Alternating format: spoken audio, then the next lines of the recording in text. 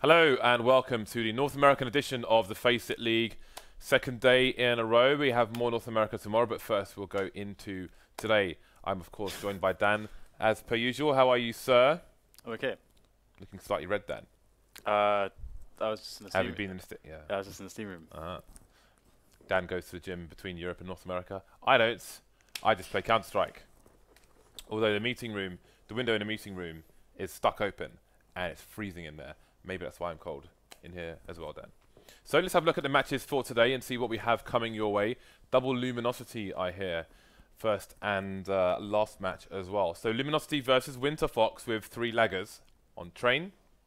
Then Liquid versus Complexity on Cash, followed by Cloud9 versus Luminosity on Overpass. I suppose we could have a look at the ranks as well and see how these teams are doing at the moment. It's only been one day, though. Which is funny, yesterday when we were talking, for some reason when we closed the show, James, I thought we were halfway through the season. And I thought like the CLG were in the season, all this kind of stuff. I hit this state of just like complete just, I don't know. I think you went two months into the past, Dan. I actually think that's you said, I think you said, well, Liquid, haven't had a great start. They haven't played a game, Dan. They have 0 across the board. Yeah, that was really funny, actually. They played their first game today.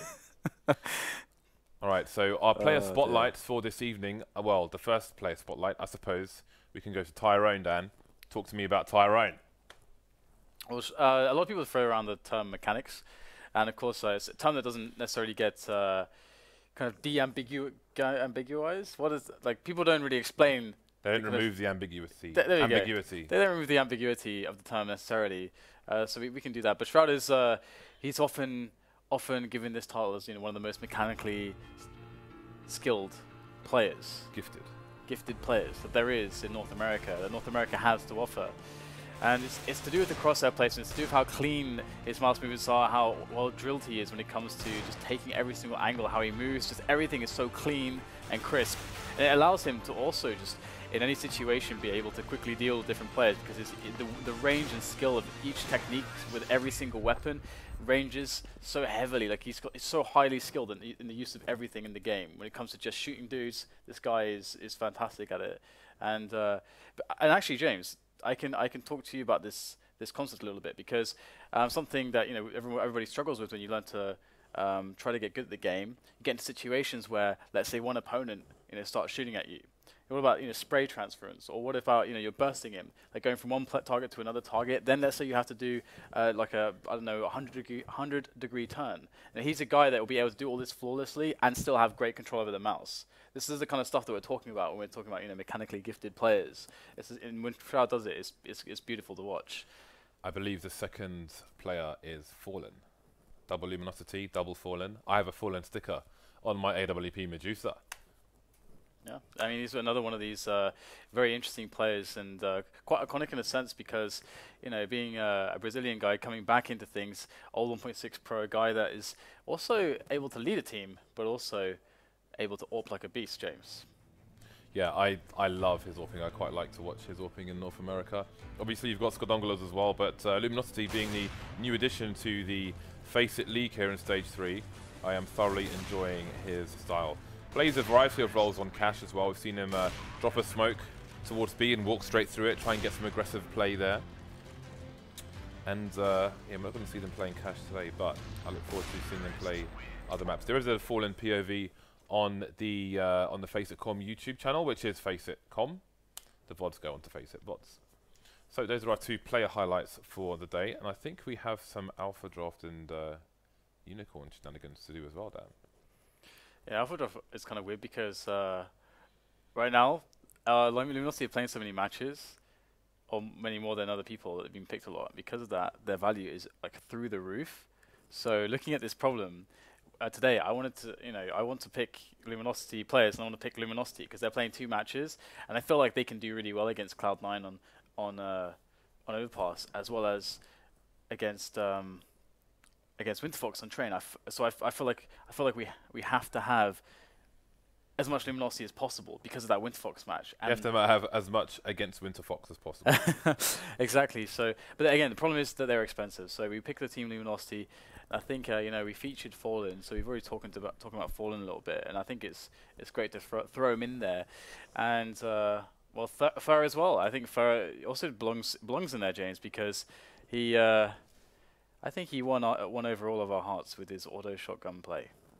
I'm surprised you haven't chosen Cold actually, because I think there's a fair, like when you see the Brazilians on HLTV and other places, he seems to be considered one of, if not the best player out of Brazil. But I mean, obviously falling with the AWP is always going to be interesting, especially on a map like Train. Overpass, there's some potential for it as well. Please continue. Well, I mean, we have a Cash coming up, and it's Liquid playing against Complexity. I do believe I've seen a Liquid Complexity match on that map recently, and Liquid are so good at the moment, and they're so disciplined as well. You just have to take a leash. You just have to take a leash here because if you're going to take any Liquid player on this map against Complexity, it's just got to be him. He's always having amazing results on this map. He plays A like a beast, and he's I don't know what it is about a leash, man. It's very cool to see though. Anyway, next guy, I guess, because you know we have problems with money here. Gonna have to be big spender going into the pool of Complexity players. I didn't really want to do this. But the problem is that there's no alternative, because the cheapest players, the players cheaper, are all Winterfox players, James. So that's not going to work. We have to take Complexity players and hope that the game against Liquid is going to be a close one. So yeah, I think Rocker is always going to be a safe bet. He statistically has been, when he was playing with the Denial lineup, he was always statistically the best player, always delivering like good rating, good fragging in all their matches. The same with Valence. Valence was always pretty reliable, and Sanks as well. I think is a decent pick there. I didn't take Semphis because Semphis is I feel like he can be a little bit more unreliable. It's hard to say though. I don't know. What do you think about that? It's Cash and he opts for the team. So you think we should? I take Semphis all day. I have a special place in my heart for Pastor Semphis. Because the thing is, right, he's going to be bringing these guys closer to Jesus. But the thing is, right, if we take Semphis, that means we have to take a Winterfox player. We cannot have. But if we don't, we can get still three players from. I don't think I like him that much. I would pick Semphis over Rocker. I mean, purely because like just look at the scoreboard of any Complexity match, and Semphis is probably going to be at the top of it, in my opinion. Or maybe, although he was playing for Team Canada in Serbia last weekend, so maybe I'm getting a bit confused with that, because I think he was top fragging there as well. Yeah. So I might be biased by that. So I wouldn't say I'm confident, because I might be a bit confused. My counter argument there with Rocker would be the fact that I feel like Semphis' style against any other team, including Cloud9, then I could be swayed. But I feel like Liquid are the most disciplined and most European stylish playing team at the moment, and so I feel like they're going to give him as little chance to be abused as possible. And they also know how he plays pretty well.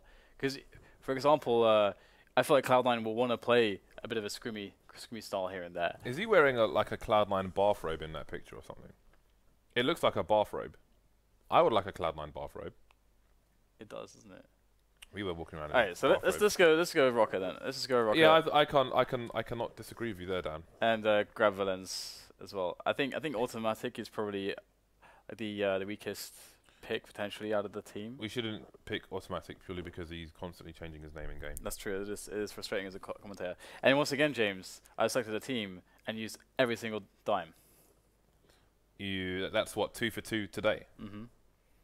Oh, producer Reese, get wrecked. You did it too late. Oh, you're fired.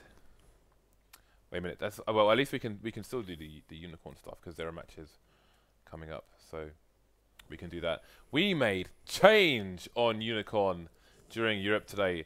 I placed a fantastic bet of 10 unicorns on HellRaisers to beat Envy, and we got like 42 unicorns back.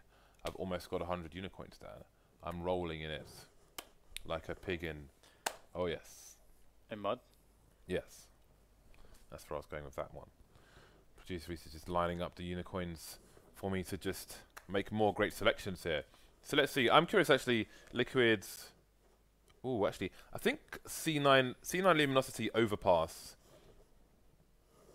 Wow, look at those odds on Winter Fox. I'm still not going to bet though. Still not going to bet on that one. Yeah, that's not happening. That's never happening. I would murder you before I would allow you to do that. Okay, so Liquid, Complexity. I am liking this one. Cloud9, Luminosity. I think this is the one where there is value to be had here.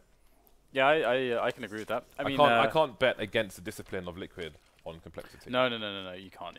Yeah, absolutely. Especially considering that before, Liquid are always blindingly good online, and then going to Stockholm, the question was still like, okay, with Hiko now, can they be good online? Okay, yes, apparently they are really good in LAN as well now. So yeah, I would say that they are way more consistent than Cloud9 because of the way that they play the game. Not to say that Cloud9 are necessarily worse than them or something, but yeah. So I like this one. These best value bet you can make. Yeah, but these odds aren't humongous, so I'm not going to put much on this one because. But also, I'm not really sure who might win, but I'm leaning towards Cloud9 to win this. But I'm going to bet on Luminosity because the odds are better. But I'll put like 5 on. I'll put 5 coins on. Yeah, I think the odds misrepresent 98 coins. How close it actually is.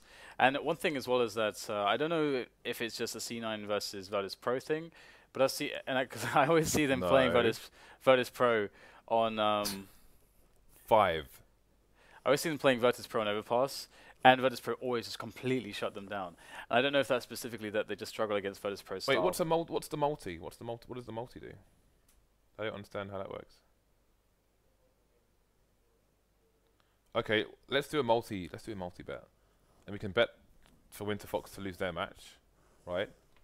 Obviously. And then what's the Liquid versus Complexity? I guess we can bet on Luminosity, Liquid and Cloud9. Let's see how that works if we can do that. We can put 5 on each. I don't know if you're supposed to add them all at once, I think. Going to watch producer. I have no idea. We haven't done this before, Dan. We haven't done this before. That's why it's going to work. Where's that from, Dan? I think we've already actually messed it up because we already the odds are crap on these ones anyway for the way I like to bet. So let's just go with that one bet, shall we? That one's down. But let's have a quick look at the marketplace and see what is available here on Unicorn to win. We're waiting for this big box to come up so we can just throw all our unicorns on it. Unicoins, sorry. Let's see. So, someone called Linhee CZ has won the mouse bungee. Yeah, I'm just waiting for that. What is that pin from United States thing? I don't even want to know what that is. It looks nasty though. I'm waiting for that case. I want the big PC. If we do win something from one of these raffles, though, we will very likely raffle it back on our stream for our subs. Speaking of raffles for our subs and non-subs, the next raffle is going to be at 675k followers, which will be something. Falchion knifey. I think there are 2 Falchion knives involved. I don't know which ones. Producer is showing me the finger. I don't know why he's doing that, Dan. Which one? It wasn't clear. It's a bit dark in there. One can only assume it was the bad one. I think he's maybe showing us, but I don't know. I think they're in the inventory actually. He could actually show us if he wanted to. We're currently waiting for Winter Fox players to join a server who seem to be late to every match. Not good, guys. Not good. Waiting for one player. I'm told. We have a show to run, James. Do we have skins to show? I don't know. Oh, okay, he's going to show the skins in a second. So, Winter Fox, I mean, how much is there to break down, really? Like, 2 of their players are probably going to have 150 ping, and the other one will be around 100.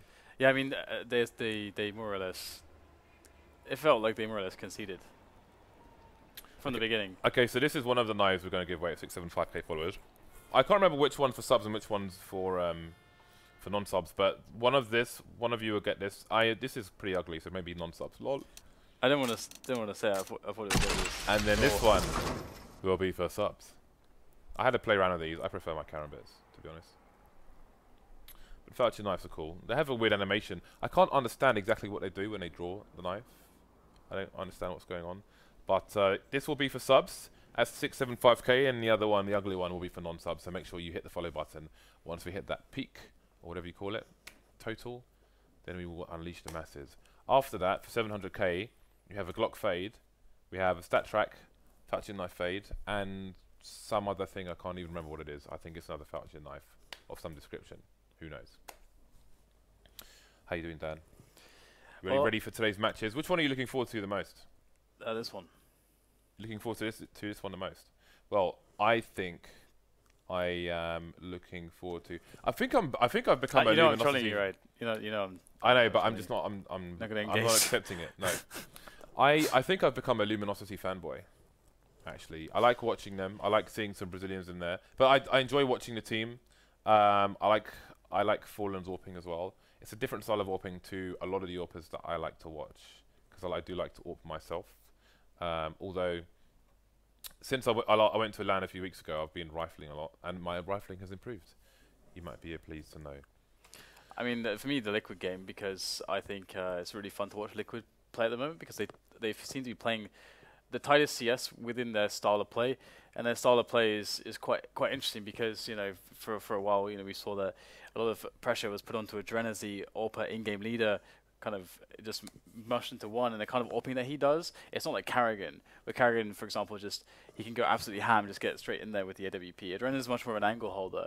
So actually, I think what Adren does is more difficult as an in-game leader to actually be holding angles and so on, because you have more prolonged periods of focus and kind of the tunnel vision sort of effect. Whereas with Carrigan, it's like, I'm going to go in here to do this job after the call has already been made for the team, and this kind of stuff. So I feel like, of course, there's a lot of different dynamics, but it seemed like Adren was having trouble with finding how that would work. And then the addition of Hiko and the new team has the right elements now. You've got Adren and Hiko, who are kind of the older, more experienced players. Adren can call the shots and help to reel people in. He seems to be, he understands the game very well, obviously. And Hiko's there now as also another older presence, and he probably lifts the team in a lot of ways. And then you got the three younger guys who are up and coming kind of star players, and they're all really, really good, just being super dynamic. They're not really AWP players, but they are. For example, like look at Alish, for example, comes from StarCraft. He's like a brilliant rifler. That's a crazy transition, is that not? StarCraft to Counter-Strike. Cool. Considering how good his aim is as well, that's pretty insane. Yeah, it's pretty cool. I mean, you can see as well, because his sensitivity is so fast. It's like probably as fast as mine is, actually. What is your sensitivity? I think it was something ridiculous, like 12 to 14 centimeters for a 360, which is really fast. So you use a stupid way of measuring it. So it's like you'll say, oh, use this DPI and this mouse and this mouse pad and this surface and this window sensitivity and this config. How could I know, James? Why don't you use a normal? What if you can't do a 360 on your mouse pad? How do you measure it? 180? Well, then extrapolate how many degrees, but based on how he does degrees. Just use some math, man. I know for a fact that you have a mouse pad more than large enough. It's not actually. Not for a 360. No, my sensitivity is quite low actually. Well, then how far does it go? It's not as low as Henry G's though. His is like 60 centimeters actually. His is really bad, but I can't remember actually. Like your mouse pad must be at least 40 centimeters wide. At least it must be, from what I saw. At least. Isn't it a QCK or something? I don't know. Yeah, the big one. Yeah, but I will try and do a 180 and find out. Yeah, I mean that works as well, right? Just do I can't do the 360. That's not happening. Yeah, you can just shoot the wall, and then just. Yeah. There's actually a map which has like a compass shape on the floor with like lots of triangular. That's cool. Things to help people measure their 360. I actually never considered this because. Well, you can't think of a reason why you didn't think of something. Well, exactly, because mine is so like I would never have a sensitivity that low, like because come from Quake. In Quake, having like 30 centimeters is quite high. It's quite a low sensitivity, to be honest. Whereas that's actually kind of a normal kind of fast in CS. Like it's quite different in that sense. So you said yours is what 24? No, it's like I think it's 12 to 14 at the moment, or something like that. Okay. Yeah, but there's also calculators you can get online where you actually give it the in-game value, the DPI, Windows value, and so on, and you can get like a rough estimate of where it's at. That actually is accurate for me. I've tried it. I had a look at one of those things, but I'd rather do it old school. I'd rather do it old school. So we're just waiting We are waiting for some things to be resolved here in the background, which is why we're talking about mouse sensitivity and so on. Actually, Dan did a video about how to correctly measure your mouse sensitivity, which you can find on our YouTube, but which is youtube.com/FACEIT.com. But while they sort out whatever resolution, while they resolve whatever issues they have at the moment, we're going to take a quick break to save you from dying of boredom. So we should be back hopefully with less than 5 minutes with the beginning of the match. Stay tuned. See you soon.